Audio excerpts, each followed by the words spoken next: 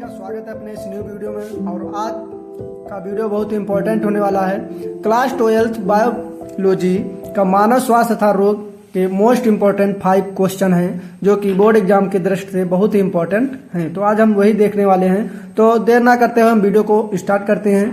तो पहला है क्वेश्चन, मनुष्य में विषाणु जनित कुछ प्रमुख रोगों के नाम लिखिए। मनुष्य में क्या होता है कि विषाणु जनित कुछ प्रमुख रोगों के नाम लिखिए। क्वेश्चन बहुत इंपॉर्टेंट है।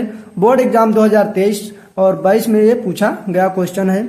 यानी तो इसका आंसर क्या होगा? चेचक, स्मॉल पॉक्स, हर्पीज, आर्थराइटिस आदि डीएनए वायरस द्वारा तथा पोलियो, डेंगू, ज्वर, कर्णफेर, खसरा, रेबीज आदि आरएनए वायरस द्वारा उत्पन्न होते हैं। क्या होता है कि चेचक, हर्पीज, आर्थराइटिस आदि जो है क्या होते हैं? डीएनए वायरस द्वारा फैलते हैं। और पोलियो, डेंगू, ज्वर और कर्णफेर, खसरा, रेबीज आदि क्या होते हैं? वह आरएनए वायरस द्वारा उत्पन्न होते हैं। डीएनए का फुल फॉर्म क्या होता है? डीएनए का होता है डीऑक्सी राइबोज न्यूक्लिक एसिड और इसका आरएनए का होता है राइबोज न्यूक्लिक एसिड होता है।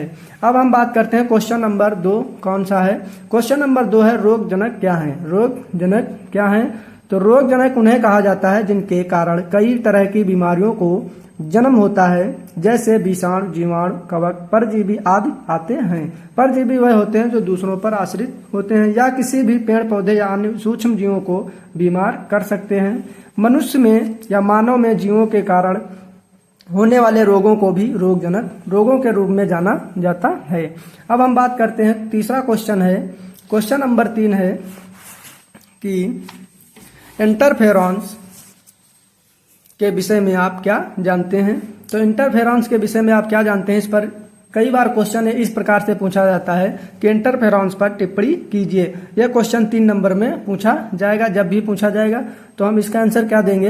इंटरफेरॉन्स के सेरुकी जंतुओं में वायरस से संक्रमित कोशिकाओं द्वारा स्रावित एक ग्लाइको प्रोटीन पदार्थ है जो इन वायरस से संक्रमण के विरुद्ध सुरक्षा प्रदान करता है।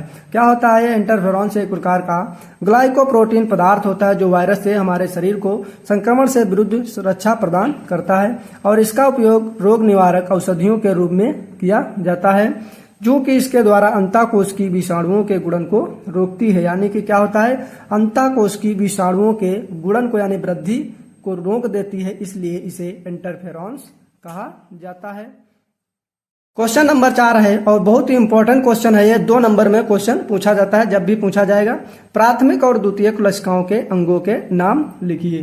तो प्राथमिक लसिकांग क्या होते हैं? अस्थिमज्जा है, वह थाइमस है। और द्वितीय कोशिकाएं ये लसिकाएं क्या होती हैं? प्लीहा, लसिका, नोइड्स और टॉन्सिल्स, अपेंडिक्स व छोटी आंत व पियर्स, पैचेस आदि क्या होते हैं? द्वितीयक लसिकाएं होती हैं। प्लीहा, लसिका, नोड्स, टॉन्सिल्स, अपेंडिक्स व छोटी आंत के पियर्स, पैचेज होते हैं। अब हम बात करते हैं क्वेश्चन नंबर 5 और लास्ट क्वेश्चन है कि वाहित मल से आप क्या समझते हैं? वाहित मल हमारे लिए किस प्रकार से हानिदायक होता है? तो इसका आंसर क्या होगा? प्रतिदिन नगर व शहरों से व्यर्थ जल की बहुत बड़ी मात्रा जनित होती है, जनित में इकट्ठा होती है एक जगह पर। इस व्यर्थ जल का प्रमुख घटक मनुष्य का मलमूत्र है। नगर में इस व्यर्थ जल को वाहित मल कहते हैं। अब हम इसके 2 पॉइंट हैं इंपॉर्टेंट जो कि हानिकारक होते हैं कि वाहित मल में यानी सीबीज में क्या होता है? कार्बनिक पदार्थों की बहुत बड़ी मात्रा तथा सूक्ष्म जीव पाए जाते हैं जो अधिकांशतः रोगजनकी होते हैं। इससे ही क्या होता है? रोग बहुत ही ज्यादा फैलते हैं। और दूसरा पॉइंट है कि वाहित मल में ऑक्सीजन की कमी होती है। वाहित मल क्या होता है कि उसमें बहुत ही ऑक्सीजन की कमी होती है, इसलिए कार्बनिक पदार्थों का विघटन नहीं हो पाता है और वातावरण में प्रदूषण का कारण बनता है।